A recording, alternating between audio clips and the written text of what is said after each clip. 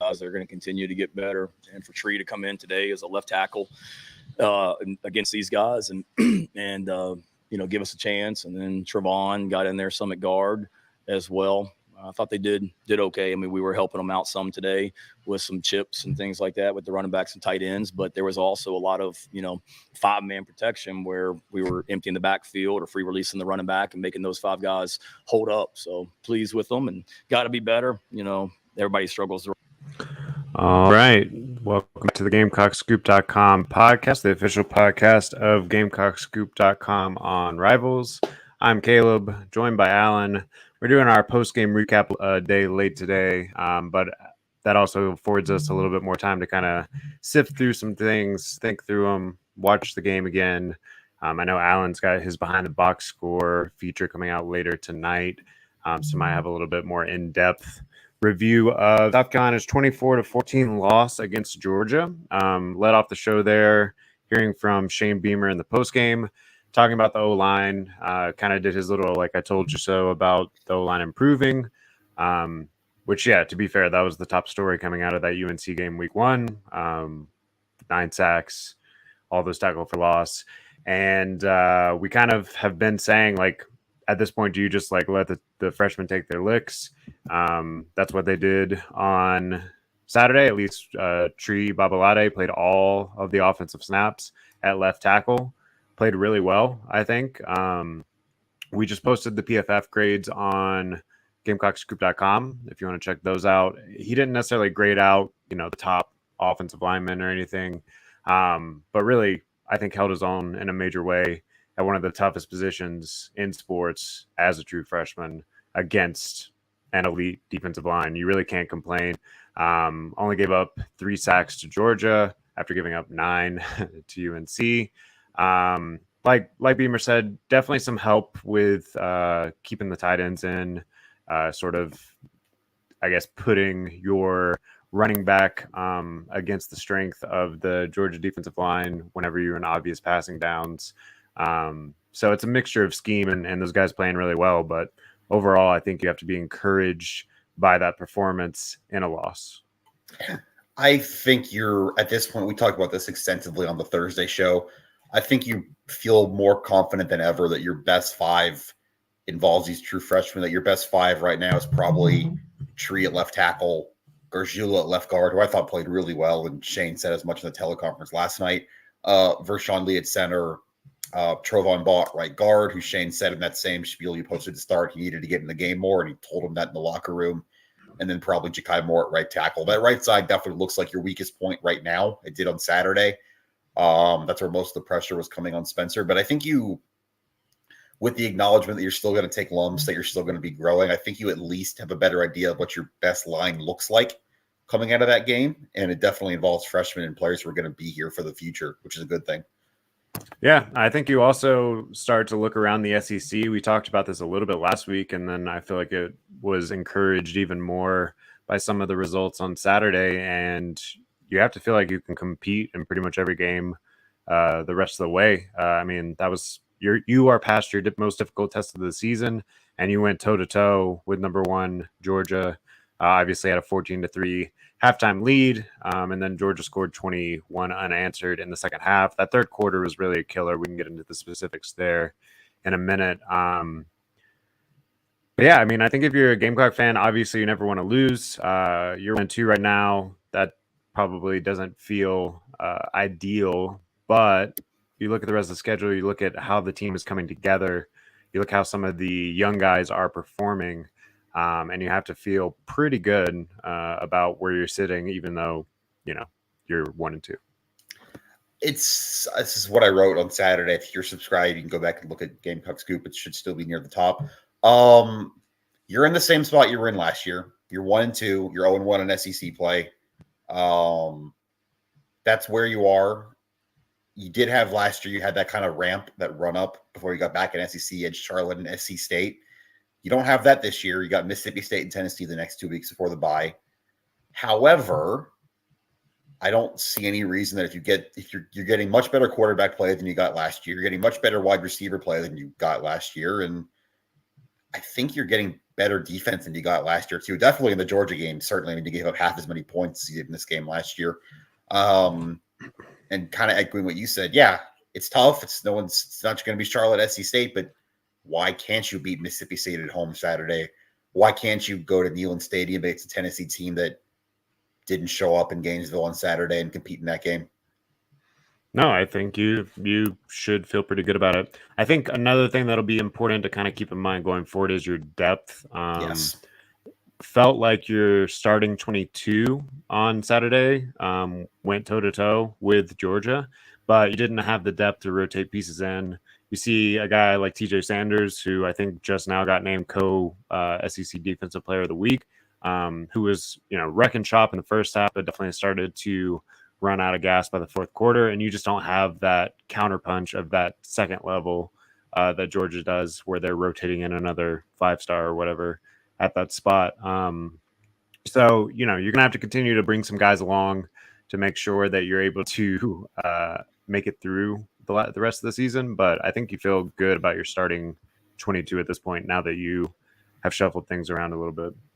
I think going to that point too, defensively, I think that's maybe where you feel it the most of anything. You mentioned Sanders, but Debo Williams played very well Saturday. He also played every single one of the 80 defensive snaps. That Jalen Kilgore, Nick Emanwari, who was back from injury, by the way, and DQ Smith with DQ playing nickel and the other two at safety, that looked good. They played almost every single snap. I think Emanwari and DQ did, and then it was all but 12. Dial, yeah. So Dial, all 80 snaps. We've heard it from the coaches. We heard them say it point blank. That's not sustainable over a 12-game season. You still have 9 games to go. You still have 7 SEC games to go. You're going to have to keep developing depth there. You're going to have to just hope you can stay healthy there more than anything. I do think you feel really good about that defense right now. We talked about a little bit before we got on of kind of some of the things you made Georgia do or Georgia couldn't do against you with that receiving group, that they didn't light you up through the air like they did last year. Brock Bowers is physical and pretty much impossible to bring down, but there was no explosive plays with him, really. You kind of kept him from getting behind you. I think you feel pretty good about that if you can stay healthy, but that's a pretty big if. You're also able to create some pressure against a pretty TJ talented Sanders in there, especially. Definitely. A pretty talented offensive line. We did talk to Anthony Dasher at UJSports.com before the game, and he was saying that the offensive line isn't necessarily gelling as well as it was last year. So, maybe South Carolina took advantage of that a little bit, but still, I mean, those are talented guys up front that you were able to rattle Carson Beck a little bit. He definitely settled in a little better in the second half, and the third quarter specifically was kind of the backbreaker when we're talking about the way that the narrative of this game went. We can get into some of those negatives here in just a second. One more player we didn't mention on the positive side, Xavier Legette, continues to just shine. Unfortunately, Antoine Wells, who scored the first touchdown, got hurt on that play on that first drive and didn't return to that game. So Xavier Legette again had to kind of step up as the number one guy. You do wonder, is South Carolina able to put together a little bit more offense down the stretch if you have both Wells and Legette to kind of take the pressure off? But obviously you went with what you had. I thought Omega Blake stepped up, played a pretty good game. 2 big third down catches late in the game. So, obviously you can't compare that to Wells, who was, the leading SEC or the leading returning SEC receiver this year. But, I thought that some other guys stepped up.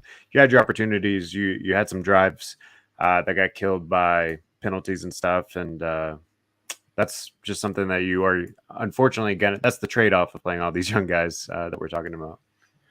Yeah, and I guess if that's how you want to sort of transition to the negatives or maybe where you lost this football game, you come out at halftime up 14-3. Georgia's going to have a punch. They do. They score on their first drive of the second half.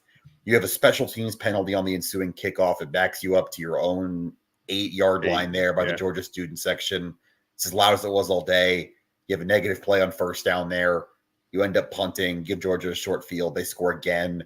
Drive after that, you go down with a chance to tie the game with a field goal. You're in range. There's that first down play where it's raining pretty hard at this point, but where Rattler kind of slips releasing it with pressure in his face, and he short hops Trey Knox, who was open at about the 20 maybe. Did you go back and watch that? There's no one yeah. behind Knox either. If he catches that, that's a touchdown. Like if he catches in stride. That was one of those. That was one of the few times, at least before the fourth quarter, where they were completely and obvious passing, where you felt like the offensive line just couldn't hold up there, and if they did, that's probably a touchdown. So you had that. And then that third down play after that, Rattler takes a sack and gets you out of field goal range. Yeah. You probably need him to throw the ball away there and at least give Mitch Jeter a chance to tie the game with a long field goal. So that's kind of where you lost the game. Shane post-game was very much on the self-inflicted wounds headboard. You had 11 penalties in that game, 7 of them on your offensive line. That's 13 offensive line penalties in 2 weeks now after the 6 against Furman. You made a point before we got on here that you think they win that game with Marshawn Lloyd or with a better situation at running back. Maybe? I think at the very least, you're able to stop the bleeding a little bit in that third quarter that we're talking about. You just had to lean too much on Spencer Rattler. If you look at his first half, he started the game 10 of 10. Obviously was crucial in getting that 14-3 lead in the first place. But then once the pressure started wrapping up in the second half, you didn't have any counterpunch. Ultimately, Rattler ended up 6 of 24 in the second half. 2 interceptions. Obviously, I don't really put a lot of blame on him for either of those. They were like in the last 5 minutes of the game when you're kind of just trying to make anything happen that you can. But there's just no running threat. You had 14 rushes for 36 yards today, and that's including Rattler kind of scrambling around and being pretty much the only successful running game all day. I'm not saying Lloyd was going to go out there and put up 150 yards or anything, but I think it just gives you a little bit, you're able to run a little bit more clock. You're probably able to sustain a few more of those drives, take a little bit of pressure off of Rattler's shoulders, and maybe at least push it to where the pressure ratchets up into the fourth quarter. Instead, Georgia scores to go ahead in the first couple of minutes of the fourth quarter and really didn't feel that late pressure. So you mentioned the running back situation. We talked extensively about true freshmen on the offensive line, about a true freshman at safety and Jalen Kilgore. Does there need to be a DJ Braswell conversation here? That is your 4-star you brought in. That is your most natural running back at this level, probably. Does that need to be in the equation now? Because I think at this point, and I got some more numbers, like running specific situations in the behind the box score coming tonight. You not only is it bad, it's pretty much non-functional, the running game. You can't do anything. You've played 3 different levels of opponents, an FCS, a pretty good FBS, and the best team in the country. It's not working against anybody. Yeah. I mean, I think the one time I think you could say that it was nice to have Joyner in there was when you did that little sort of tricky play on the goal line where you Rattler kind of clapped his hands and Rattler and Joyner shifted over and it was a direct snap to Joyner, which he took the second touchdown. Yeah. But other than that, you got Joyner 5 attempts, 10 yards. And then something I said going into the game is you like having him there so that you can at least use him in the passing game, but he caught 1 pass for -1 yards. My only concern with maybe Braswell is how's he looking in pass protection? Because we did talk about how much the running backs are being used to sort of chip block those defensive ends and stuff as they're coming around the edge. If Joyner's your best bet there, then you might just take your lumps without having as good of a run game, so that you can protect Rattler a little bit better. It's kind of like a catch-22, right? Because you also think if you ran the ball better, that would help protect Rattler because they're not going to be sending as many guys as well. So I do think as the season wears on, you need to at least get him involved and see what you got there. See, and then you also, looking at the box score now too, Mario Anderson had that 7-yard run on 3rd and 1 on the first drive of the game. Really tough run, physical, broke a couple tackles, set up that series that ultimately resulted in the touchdown to Wells. And then he had 1 carry the rest of the day. I don't understand that. He wasn't injured as far as I know. He didn't only play like 1 more snap the rest of the game. It wasn't that. So he was healthy. His snap count was 16 with 2 carries in there. That's a Yeah, running back. It's a natural running back. it's tough because you also would be frustrated if South Carolina continued to try to run the ball on first down and put yourself in bad situations or whatever. They definitely pretty early on punted on the running game and just decided to try to throw the ball over the yard, and that worked for the first half. And then Georgia's defense adjusted, and it didn't work so well in the second half. And you just didn't have it to go to when it felt like maybe there was an opportunity for a change of pace, and you just didn't have that as an option. I don't know if DJ Braswell is the answer, but I wouldn't mind seeing him some more for sure. Yeah, I think you got to just try something different at this point. You've got enough of a sample size. You're a quarter of the way through your regular season schedule now, and Spencer Rattler was your leading rusher by more than 3 times the next closest guy on Saturday. That's with sacks in there too. I do think 3 games into the season, what grade would you give Dowell Loggins as an offensive coordinator so far? B+, maybe pushing A-. Like, I thought the script was really good on Saturday. That first drive coming out, changing angles, moving pockets, that the tunnel screen to juice the touchdown was really good. I thought the red zone play calling was sharp for most of the day. You had the 2 touchdowns in the red zone. There's only so much you can do when you can't run the ball and when you are behind the chains a lot. But yeah, I don't think you can put any of this on Dowell Loggins, do you? No, I think both of the first 2 drives that obviously got South Carolina up 14-3 went about as flawlessly as you could hope, and really utilized the weapons that you had in a creative way. I think it's a breath of fresh air after the past decade of offensive coordinators. Granted, it's 3 games into the tenure.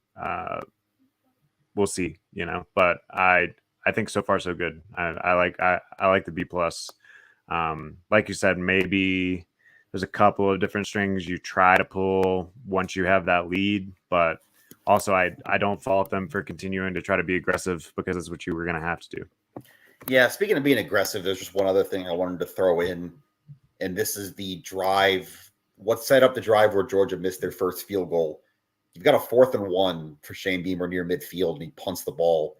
Did you like that? Did you not like that? I kind of thought that was a sneak situation, that Rattler might be able to fall forward. Yeah, I thought it was surprising given how aggressive they've been over the Beamer tenure on those sorts of situations. I mean, you're up 14-3 at that point, right? It was 7-3. 7-3. Your defense is playing pretty well up until that point. So, like, it worked out, right? I think they flipped the field ultimately in that.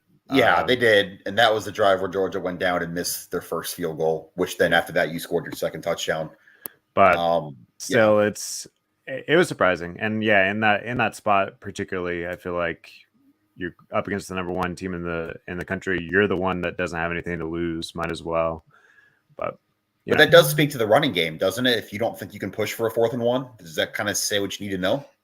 Yeah, although I feel like the short yardage situations are the few times that we've actually seen, especially on the run goal game line, work. Yeah, goal lines worked. There in the first 2 weeks, there was other 3rd and 1, 4th and 1s that they converted.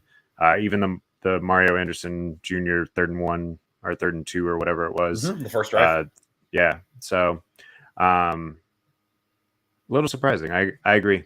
All right, let's go to the 5 questions that I asked for the Georgia week. We kind of already hit on the first one, which was what is the offensive strategy? I mean, they came out aggressive, throwing the ball all over the place. Georgia heading into this game was giving up just 3.6 yards a carry. And, instead of, I guess, trying to beat your head against the wall there, completely opted out of that. And, I thought the strategy was fine. My second question was, can the Gamecocks pressure Carson Beck? What was your thoughts on how that went? I thought, not terrible. As well as you could realistically hope for, given your situation at edge.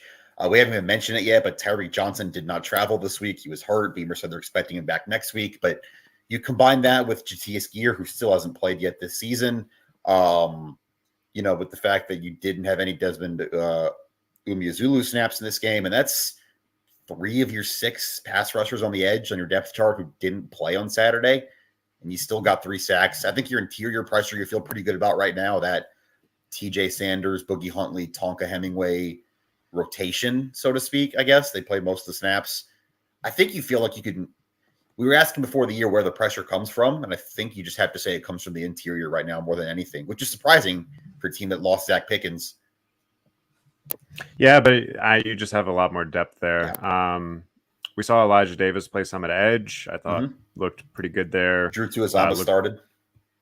Right. So, I mean, the rotation's getting there. We think JT Gear is going to be back this week, or at least that's what it sounded like. It's trending in the right direction, but we'll see. Yeah, I mean, I believe as TJ Sanders mentioned in the post game, like you had no tackles for loss in the UNC game or one. You had 5 on Saturday against a better offensive line, I think, than UNC had. So you feel like things are going in the right direction there. The defense gave the offense a chance to win this game. Yep. I do think you have to watch out for these stretches, and this is something that happened a few times last year too, where the wheels totally fall off for a while, because the defense actually had a pretty good fourth quarter too, but we brought up this third quarter a couple of times here. Coming out of the half, you had a 6-play, 75-yard drive that ended in a touchdown for Georgia. The next drive after South Carolina punted to Georgia was a 9-play, 49-yard drive that ended in a touchdown. Then another punt by South Carolina, a 12-play, 64-yard drive. Luckily, what's the kicker for Georgia's name? Peyton Woodring. Yeah, Woodring missed a second field goal of the day. So no damage done there, but that was still 5 minutes and 45 seconds that your defense. I would argue there was damage. Your defense had to play 12 snaps. And then the next drive after that, you have an 8-play, 61-yard drive that ended in a touchdown. Now, after that, you settled back down. You got 2 punts on the next 2 possessions from Georgia, and then the game ended. But you can't have a stretch like that, really, both for your own stamina as a defense. And, some of the blame goes to the offense there, too, for, getting nothing done. If you look on the other side of all those drives, you had 2 3-and-outs, 2 interceptions, a turnover on downs. It wasn't going great on the other side of the ball either. But you did kind of just like let the floodgates open there for a minute before you settled back in. It felt like the first quarter in Gainesville last year. It felt like the first quarter at Clemson. They settled back in and ended up winning that game where you got down 14-0 pretty quickly. That's something that the first quarter at Arkansas, you give up 3 touchdowns on 3 drives and you're down 21-3 in a blink. It's something we've seen you're right, too many times in these last couple of years. And I do think, and not to reverse engineer everything back to the point where we started, but the way you do that, the way you solve that is you run the ball. That or you force turnovers, which they didn't do They didn't do either in this game. You got to sustain drives. You probably need to be able to run the ball a little bit better. And if short of that, you've got to find some game-changing, field-flipping plays on defense, which maybe not this week against Georgia. That's going to be tough for anybody. But in general, you've got you force 1 turnover against Furman, just the Xavier McLeod interception, no turnovers against Georgia. And you got 2 against North Carolina, but it was after you're already down by 17 points.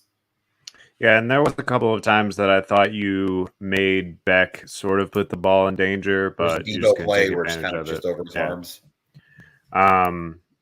Another of my questions for the week, and I kind of want to focus in on this for just a second, was can Rattler continue his pace? I mean, at that point, through 2 games, he was completing 83% of his passes. So if you're going by that standard, not quite. He completed 55% of his passes on Saturday, although his first half was right in line with how things had been going. Sorry, I'm trying to pull up those first half. 16 for 18 stats in the first half. Right. Yeah. So, pretty solid there. But then the wheels fell off a little bit in the second half. Not entirely his fault. We've talked about all the different ways that goes. I guess my question is, if you're an NFL scout, did Rattler's game on Saturday encourage you, dissuade you, or you still kind of feel the same as you did heading into it? I think you feel better about it. The 2 picks, that's going to hurt. That's late. That's throwing the ball deep. I think one of those was on a 3rd and 15. and the other one was literally the last offensive snap of the game. There was under a minute to go, and you're just trying to make something happen. I thought he stood and delivered well. He used his legs a couple times. I'm thinking of that one 13-yard scramble in the fourth quarter, and then there were a couple other times where he escaped. I think you feel better about it just because, I mean, how many quarterbacks are going to face this Georgia team and look good this year? Yeah, and it was really just that fourth quarter when you went down 17-14 and then 21-14, and you were trying to battle back because through three quarters, Rattler was 19 of 23, one touchdown, no interceptions. So he was still right on pace with everything, and then only completed 3 more passes in the fourth quarter out of 19. So really rough fourth quarter, actually. But yeah, I think if you actually sat there and watched that game, you saw a gutsy performance from a guy who was overmatched but kept a team that was probably overall overmatched in a game, which, I think so far this season, he's proven that he deserves a shot at the next level. And, ideally he's going to have a little bit of a run game, and maybe not a true freshman who played really well, but a true freshman at left tackle at the next level. So I don't think you put a whole lot of that on his shoulders, really. Yeah, and again, 42 pass attempts, 3 sacks, and 5 scrambles for Spencer Rattler this game. So what you're talking about there is 50 dropbacks. That's good luck. I mean, that might work against some other opponents. We're definitely going to get into that as this season goes on, I have a feeling, but you're dropping back to pass 50 times against this Georgia defense. I don't really know what to tell you. It's just not going to work. Another question that I had heading into the week was, can you create explosive plays? In the first half, at least, yes. So you had 7 passing plays of 15 yards or longer. You had a big 35-yard completion to Xavier Legette. You had a 41-yard completion to Omega Blake, 23-yard completion to Eddie Lewis, so even we're spreading it around a little bit. And you even had a couple of big run plays. They were rather scrambles, but 2 rush plays of 10 yards or more. That compares to, so both South Carolina and Georgia had 9 quote-unquote explosive plays, at least by that metric. I think you did what you needed to do to win, but they obviously didn't come down the stretch. I would agree with that assessment. I do think you still had a little bit more in the second half. I'm thinking that the first play of the drive after Georgia goes up 17-14 is a 23-yard pass. Was that the Lewis one? I think that sounds right. Yeah. So you're still, even when you're trailing, quarter, you're still throwing the ball. You're still creating some plays. We mentioned the play to Knox. It's probably a 30-something yard touchdown if Rattler doesn't slip a little bit, if it's not raining, whatever. I think you feel better about that than you have all year. Your ability to create explosive plays in the passing game, even without Wells, or at least we think without Wells. Beamer said he went to a special. He's going to a specialist tomorrow, and we'll know more. But you feel like you talk about winning matchups, right? So much of this sport is winning one-on-one matchups, whether that's at the line, whether that's on the outside. You feel like Xavier Legette can win his matchup a lot of the time. You feel like Trey Knox, when he's not blocking and when he's actually going out to run a route, can win his matchup a lot of the time. You saw Omega Blake win matchups in the fourth quarter, even when they were in obvious passing situations. Eddie Lewis won a couple one-on-one matchups. You feel like you have guys that can create space, can get separation, can get open, and can give you Amarian Brown if he gets back, which we're expecting him back next week. Here's an interesting question, I think. So Georgia, a lot of the players after the game on the Georgia side were kind of like, oh, it was a muggy, weird day, rain, blah, blah, blah. I actually think if it wasn't a rainy day, South Carolina might have been the benefactor there. Just because they would have been throwing the ball 50 times in dry weather. Exactly. I think that's where your matchup was actually exploiting Georgia a little bit, was on the outside in some of those bigger situations. Also, I think those rainy conditions end up being an advantage to the defensive pass rush because they're the ones that get to work forward in it. So I don't know. I actually think if maybe it's not downpouring like that, that ball that you're talking about to Knox doesn't slip out of Rattler's hand. And just like that, you're back on top 21-17, and it's a ball game again in the fourth. So I don't know. It's you can do a bunch of different what if scenarios. It played out the way that it played out, but I think you got to feel good about this offense against pretty much any defense you're going to face going forward. That's kind of, I think, once you start to shift to big picture here, shift to what's left on the schedule, you have playmakers, you have a quarterback that's playing well, you feel like you have starters on defense that can make some plays, that can get teams behind the chains. The only thing I think you genuinely can't take a positive from right now is your running game. There's nothing good going on there right now, I don't think. But big picture coming out of that game, I'm not going to use the M word, the moral vigor. I'm not going to do that. I don't know if that exists at this level.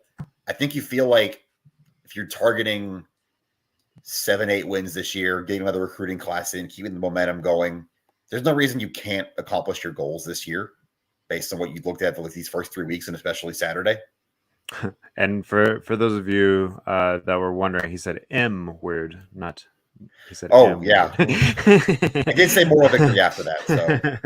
So anyway, yeah, so I kind of ended both the questions and my rapid reaction on this, like, how do we measure success? What does this mean looking forward?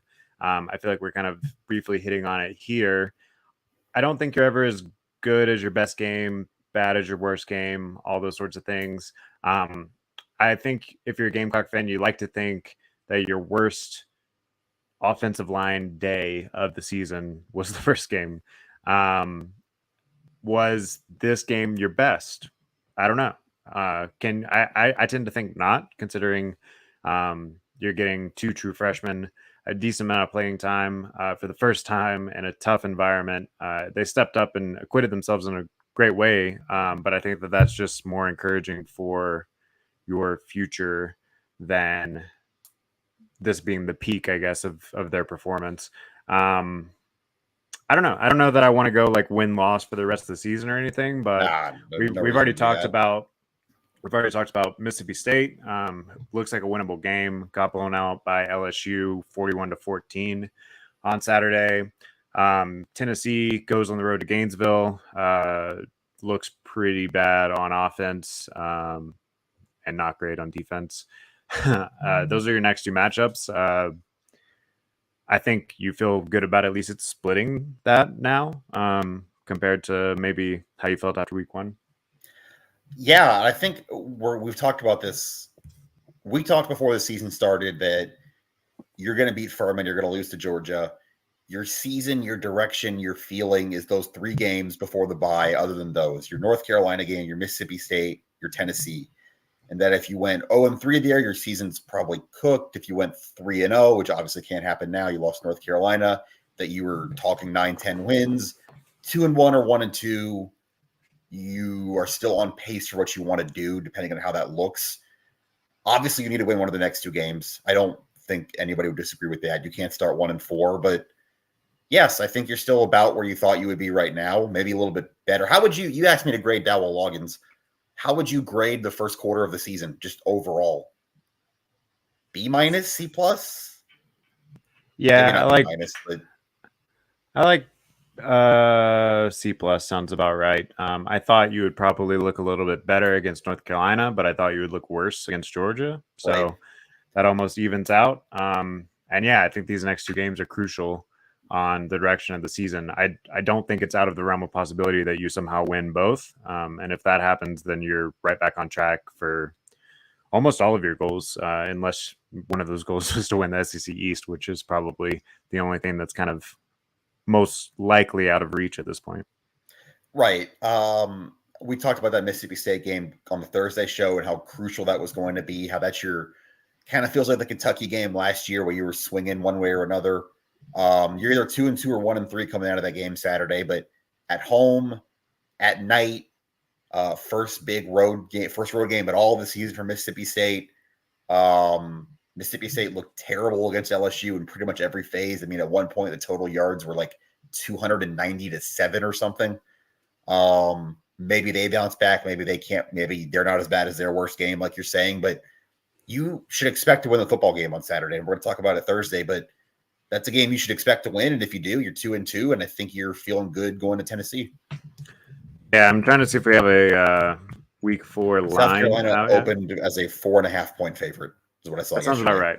I was about to say you should be a home favorite in this one.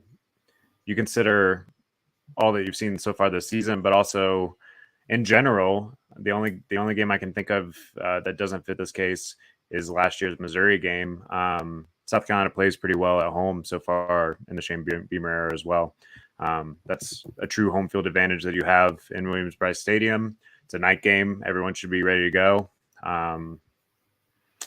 As long as you don't somehow let the emotional aspect of losing a 2-score lead to the number 1 team in the country on the road sort of beat you twice. Right. Which it didn't sound that way to me in the postgame. I heard a lot of positivity from coaches and players in the postgame. I don't know about you, but yeah, as long as that game made you believe in yourself more, not less, then I think you are setting up to be in pretty good shape this coming weekend. Yeah, I'm with you too. We can get into the Mississippi State specifics on the Thursday show, but I'm with you on every step there. I think you're going to have a really good home field advantage this week. I just think you should expect to win that game. And if you're we've talked about, if you're as good as you think you are, you should be able to accomplish certain things. If you're what you think you are, and you have a home game against Mississippi State team that doesn't look very good right now, yes, you should win that game. Yeah. Just another quick, I guess, note as we're starting to turn the page on this Georgia thing towards next week. Shane Beamer updated his injury report yesterday. Anything new on that? I know one of maybe the most surprising things was Marky Anderson has been ruled out for the season. Not someone that had been contributing up to this point, but another highly rated offensive lineman that started the spring game that we thought might make an impact, but he's going to have to shut it down for the rest of this year. Yeah, and that sucks for him. There was Shane saying yesterday there was a knee injury that they thought he might have been able to work back, that he hasn't been at 100%, but he hasn't been completely shut down either, but it's just never quite healed the way they thought it was going to. And at this point, they're going to just shut it down and get ready for the spring. You can redshirt him. That's the one thing you can take from that. Like you're not going to be able to redshirt Tree or Trovon or those some of those other freshmen you're playing, but you can redshirt Marky Anderson and kind of give him a true freshman season next year when you're going to have some holes to fill anyway on the offensive line. No, I was about to say, ultimately, I actually think that works out better for your breakdown at offensive line heading into the next 2 or 3 years. Honestly, right now, through what you've seen so far, what you know is coming in, I think 2024, you feel pretty good. 2025 is where you're really like, wow, we might have one of the best offensive lines in the SEC that year. When I'm just thinking about a junior Tree Babalade, junior Trovon Ball, redshirt sophomore Marky Anderson, sophomore Cam Pringle, sophomore Josiah Thompson. Yep. That's 5 right there. I was saying that's not even mentioning all the other guys that are 4 stars, 3 stars that with upside in these last 2 classes. So the future is bright there, but it's too bad for Marquis right now. What about Antoine Wells? He gets on the cart after the touchdown, air cast on his foot, coming back out of the locker room, goes kind of says hello, hugs his parents. That's never a good sign. Obviously did not return, spent a lot of time in the tent even after he left the locker room on the sideline Saturday. Beamer said they don't know if it's going to be the whole season, but I think you have to kind of fear the worst, but hope for the best there. If you're South Carolina, he's going to see a specialist tomorrow. That certainly looked like something with a foot. I don't want to use the word broken, but it certainly looks like it might have been that. Yeah, I don't know if you rewatched the broadcast or whatever, but they asked him about it after halftime, and he gave kind of a weird response where he said broken. He said that they thought that his foot was broken, but that he already had a screw there from the off season and that it was stabilizing it. So I don't know if that lessens the recovery time is what his point was or what there, but he did use the word broken then. Now, granted, I think that he's seeing a specialist tomorrow. Is that what it is? Tuesday? Yeah. So we'll know more. I certainly wouldn't expect him back anytime soon. Yeah. You're targeting late season there, I think is what you're doing. And he's already ruled Case and Henry out for this week too. And that's another one where I think you're probably targeting late season, if anything. Yeah, and then there was talk in the offseason of Jalen Nichols potentially late season as well. So we'll see how those three situations work out. We did talk about, I feel like you feel okay about Eddie Lewis, Omega Blake. Luke Doty is still getting some run there.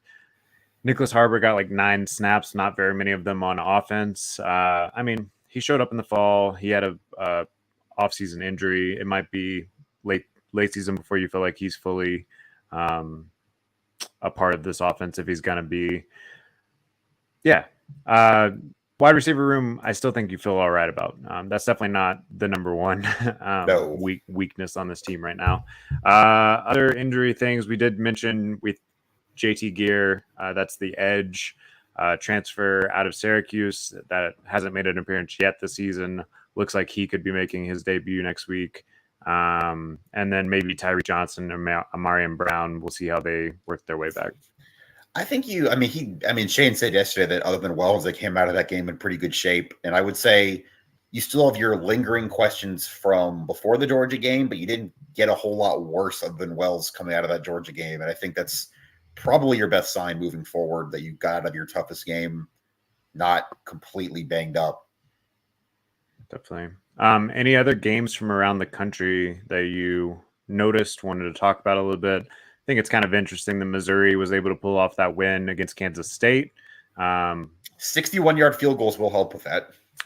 The longest in SEC history. That's pretty good.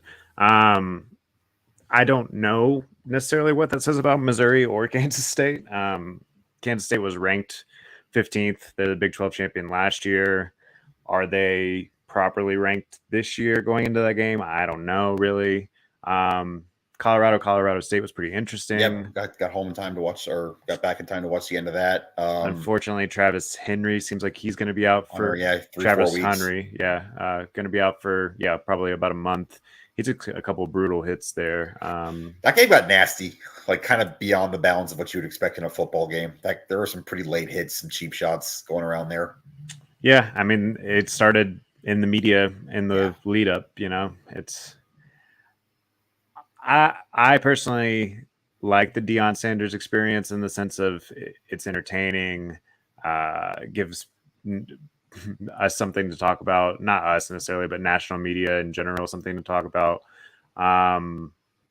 But there's a line that you're going to have to walk with some of that persona, I think, because you're going to piss off some people along the way, and people are going to start trying to take shots at you to lower you back down.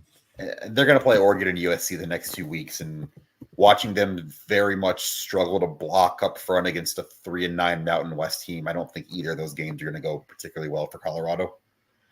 Yeah, I mean, I feel like the USC game could turn into a fun shootout because USC's defense is not very good either. I don't give them much of a chance this coming week against Oregon, though. They're a 21-point dog to open, I think is what I read, and I would agree with that. That's about what I had on the country. We talked about Tennessee already. We talked about Mississippi State a little bit.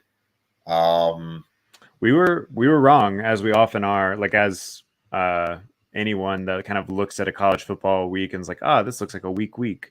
Right. It was fun. There was definitely a lot of games that we weren't expecting to turn into a ball game that did. Even Wyoming playing Alabama pretty close there for a while. Yeah. Texas. Or Texas, sorry. And the USF, though, Alabama, that was a 7-point game late in the fourth quarter. And Alabama very much appears to not have a quarterback. They've already used 3 in 3 weeks, and none of them have played particularly well. Yeah. Maybe got a little spoiled there for a while over the last decade. Anyway, we'll be back here on Thursday to preview the Mississippi State game in full. We'll have plenty of content on GamecockScoop.com throughout this week, talking that game up. We'll try to get some of our contacts within the Rivals Network over at Mississippi State to give us some insight about their injury situations and kind of how everything's trending there. It should be a fun one. So we'll see you on Thursday. Until next time, this has been the GamecockScoop.com podcast. Don't forget to like and subscribe and all that fun stuff, and we'll see you.